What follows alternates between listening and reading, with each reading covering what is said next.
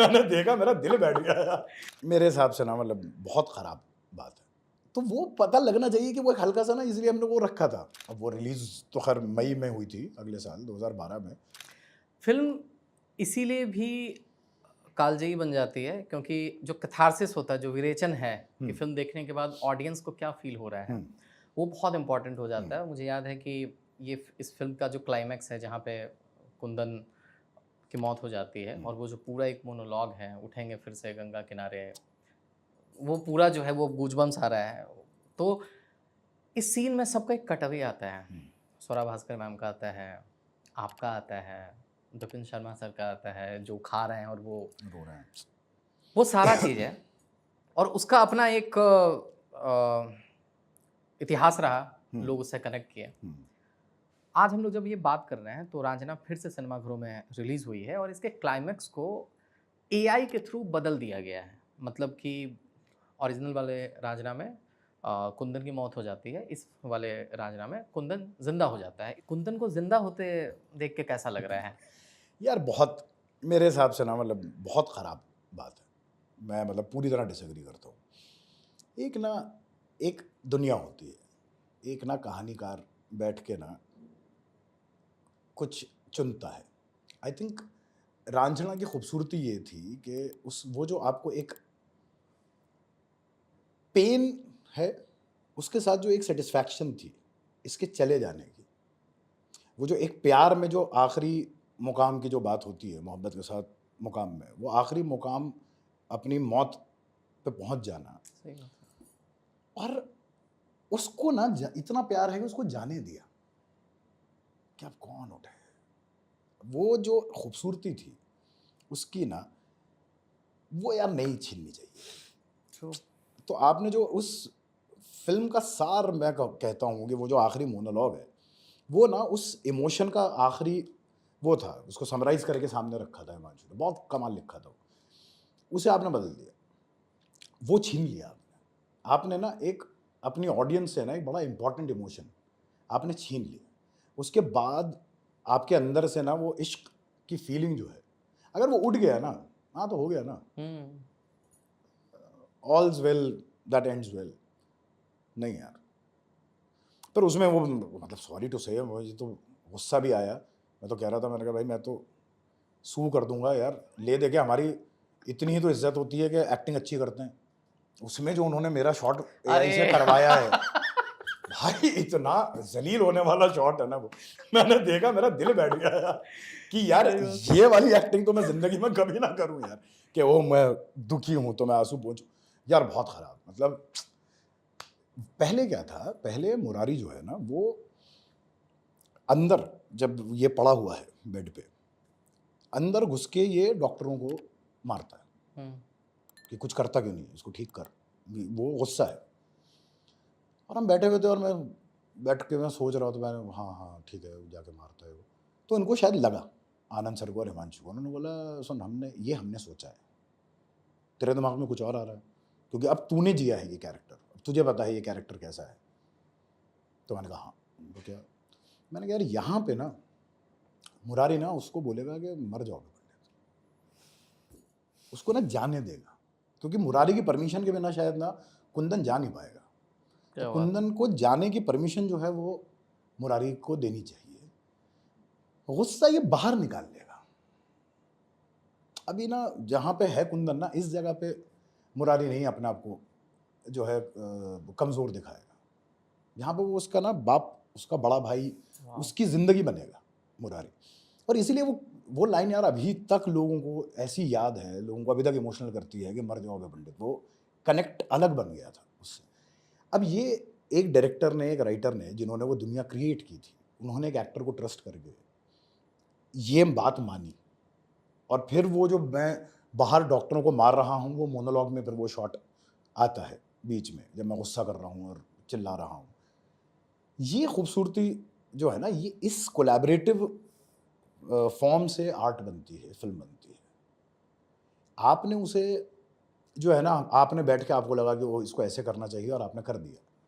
ठीक है भैया, लीगली आपके पास इसके राइट्स हुँ। होंगे, फलाना-ढिमकाना, बट लीगैलिटी से आर्ट नहीं बनती ना। तो आप कीजिए, मतलब मैं तो एक बार देखा था, मैं इतना डिसअपॉइंट हुआ कि यार क्यों आपने ना इतनी खूबसूरत चीज़ को ख़राब कर दिया। आपने कहा क्लिप देखा ट्विटर वगैरह पे या हाँ, अरे फ़िल्म वो यार देखा? रील पे बहुत लोग मुझे टैग कर हाँ, रहे थे कि रील अरे पे। ऐसा हो गया, वैसा हो गया। तो मैंने कहा अच्छा क्या हुआ है, देख तो लें।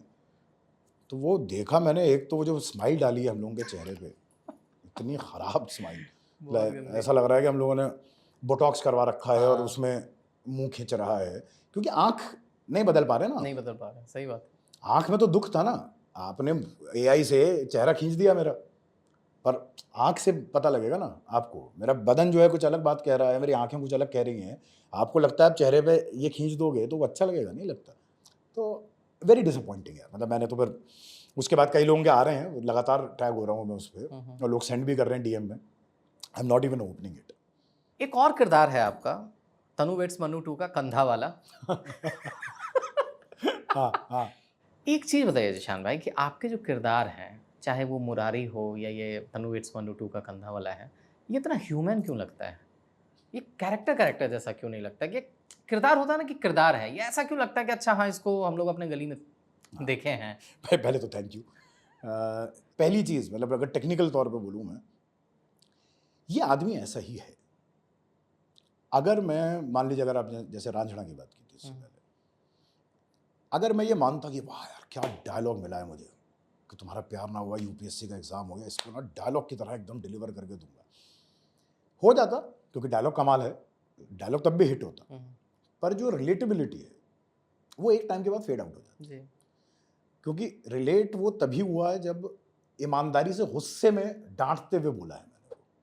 या इसमें जो कंधा है वो मजे ले रहा है ना अभी, जिमी शेरगिल के, वो मजे ले रहा है, तो वो पता लगना चाहिए कि वो एक हल्का सा ना, इसलिए हमने वो रखा था कि वो ना झूठा सा जी भैया, जी भैया, कि आपको पता चले कि देखिए बदतमीजी कर रहा है। इसको सामने जब कोई एक आदमी आता है ना तो उसको लगता है सीधा जवाब नहीं दूंगा, उसको ना टेढ़ा दूंगा और निकलवा लो घर से, वकील हूँ। इसको पता है I have nothing to lose, अब मैं सबसे बदतमीजी करूंगा, जिसको जो करना है कर लो।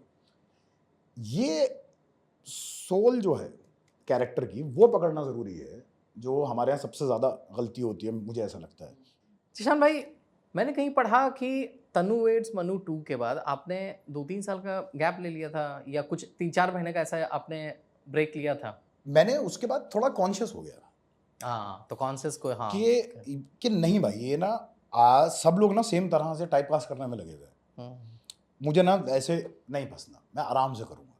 तो वो जो एक रांझना से रिटर्न्स के भी और 5-6 महीने बाद तक एक कुछ ना, ऑलमोस्ट 2 साल का एक वक्फा था, 2 ढाई साल का, जब ना कुछ मैंने जो जिनसे मैं बहुत ज़्यादा सेटिस्फाइड नहीं था, एक आध दो ना ऐसे प्रोजेक्ट भी कर लिए मैंने। हुँ, क्योंकि वो वाला ना, एक वो सब लोग आपको ये समझाते हैं ना कि अरे अभी टाइम आया है तो अब छाप ये लो। छाप दो। तो अच्छा कमाल की बात ये, छाप भी नहीं रहा था मैं, अच्छा, ऐसा भी नहीं कि बहुत पैसा पैसा भी ले नहीं रहा मिल था रहा है। मैं, ठीक ठाक ही चल रहा था, पर उसमें ये था कि अच्छा ये भी कर दो, अच्छा ये भी कर दो, अच्छा वो भी कर दो, जिसमें ना 2-4 ऐसी चीज़ें कर दी कि सेट पे रहना बड़ा मुश्किल हो गया वहाँ पे ना, ओह! कि यार ये मैं क्या कर रहा हूँ यार। मैं तो इस प्रोफेशन में इसलिए आया था क्योंकि मुझे प्यार है एक्टिंग से। मुझे मेरा सबसे अच्छा वक्त ज़िंदगी का होता है जब मैं कैमरा के सामने एक्ट कर रहा होता हूँ एक कैरेक्टर के साथ, या जब मैं स्क्रिप्ट पढ़ रहा होता हूँ, या मैं कुछ लिटरेचर पढ़ रहा होता हूँ, या स्टेज पे तो अभी चढ़े हुए एज एन एक्टर काफ़ी वक्त हो गया, पर जो स्टेज पे जो वक्त होता है वो मेरे लिए सबसे खूबसूरत वक्त था। मुझे वो करते में टेंशन हो रही है, तो यानी कि मैं अपने साथ कुछ बहुत गलत कर रहा हूँ। तो ये सारी बातें ध्यान में रख के ना मुझे वो ब्रेक लेना पड़ा। मैंने कहा यार, तो वो ब्रेक भी नहीं था, आई वॉज वर्किंग, हुँ, पर ऐसा वाला नहीं था कि चलो चलो चलो चलो रोज के दर पे काम, रोज के दर पे काम, वो मेरा बंद हो गया था। मेरा एक लंबा ब्रेक गया रांझना से पहले, जन्नत 2 के बाद, जन्नत 2 के शूट के बाद, और वो रीजन था काम नहीं था, मतलब लोग बुला नहीं रहे थे, मतलब वो आपने नहीं लिया था, इंडस्ट्री ने वो आपको इंडस्ट्री दे ने दिया दिया था दिया जबरदस्ती कि बेटा बैठो। तो आठ कितना लंबा नौ वक़्फ़ा था महीने वो? यार 8 ऑलमोस्ट 8-9 महीने थे, और हम तो उस जगह पे थे एकदम के, क्योंकि मेरी वाइफ ही उस टाइम पे काम कर रही थी, मतलब घर एक्चुअली वही चला रही थी जी, जी, बेसिकली, जी। शोज़ करके और जो भी सब टीवी हुँ, और स्टेज सब करके। तो एक्चुअली हम लोग एक पॉइंट पे उस जगह पे आ गए थे कि यार अब ना एक अपने दिमाग में एक नोटिस, एक डेडलाइन बना लेते हैं, क्योंकि मुझे याद है हमने इसका शूट ख़त्म किया था 2011 के अक्टूबर में, हुँ, जन्नत 2 का शूट हुआ था हुँ, ख़त्म। हुँ, हुँ। और उसके बाद मैं बॉम्बे आया। अब वो रिलीज़ तो खैर मई में हुई थी अगले साल 2012 में, और 2012 अगस्त शुरू हो गया था और काम नहीं था, एक भी कुछ नहीं किया था मैंने, मतलब बिल्कुल सन्नाटा जिसे कहते हैं। और एक दिमाग में ना वो वाला हुआ था कि भाई महीना भर और देखेंगे। मुझे याद है रमज़ान चल रहे थे, तो ये वाला हुआ था कि यार अब रमज़ान ही है, चलो इसमें आराम रखते हैं। 1 सितंबर से मैं टीवी के ऑडिशंस देना शुरू कर दूंगा, क्योंकि घर तो चलाना ही है। अच्छा, ये आप सोच लिए थे? हाँ हाँ हाँ, और बिल्कुल वैसा वाला था कि 1 सितंबर का दिन है जब मैं जाके, क्योंकि उस टाइम पे ना 2-3 फिल्में आ गई थी, तो टीवी ना उस टाइम पे क्या करता था कि अगर आप फिल्म में एक्ट करते हैं तो थोड़ा सा बेटर पैसा मिलता था, विच वॉज अ लॉट, मतलब वो थोड़ा सा हाँ, ज़्यादा, उस वक्त, मतलब हाँ, कि हाँ। पर डे पे भाई साहब वो 30,000 रुपये 35,000 रुपये पर डे Per देने को day? तैयार हो जाते थे उस ओह! टाइम पे, और आपका मेन लीड होगा तो 30 दिन आप काम करेंगे, मतलब इनसेन पैसा। तो वो टेम्पटिंग था, लेकिन ये था कि नहीं यार, हमें जो है क्वालिटी मेंटेन करनी है लाइफ में, जो भी। वो बिल्कुल ही यार, मतलब जो बोलते हैं ना कि जब होना होता है तो हो जाता है। आप हाथ पैर मारना छोड़ दिया था, अब ये था कि अब तो बस रमज़ान काटना है, रमज़ान काटेंगे, इसके बाद 1 महीने में वो शुरू हो जाएगा। उसी में एक दिन ऐसे ही रैंडमली बैठे बैठे फ़ोन आया कि भाई एक, पहले तो एक ऐड का आया, टाटा टी का एक ऐड था, तो मैंने 8 महीने 9 महीने बाद कैमरा के सामने गया था, मैं और स्वरा थे उसमें। वो एक ऐड का आया कि 2 दिन बाद शूट है, कुछ तो 15,000 20,000 रुपये कुछ तो हुए कि इतने दे देंगे हम आपको। हमने कहा यार कुछ तो आएगा। और बिल्कुल 1 सितंबर हमने दिमाग में रखा था भाई, कुछ 17 या 18 अगस्त को जो है मुझे फ़ोन आया है रांझना के लिए कि ये फाइनल हो गया है। और मज़े की बात क्या है कि 1 सितंबर से शूट है। ओह! लास्ट तक रुके हो, मतलब क्लिप आपको इंटरेस्टिंग लगी, तो subscribe to digital commentary clips, और फुल पॉडकास्ट तो इससे भी ज़्यादा इंटरेस्टिंग है, जिसका लिंक आपको डिस्क्रिप्शन बॉक्स में मिल जाएगा।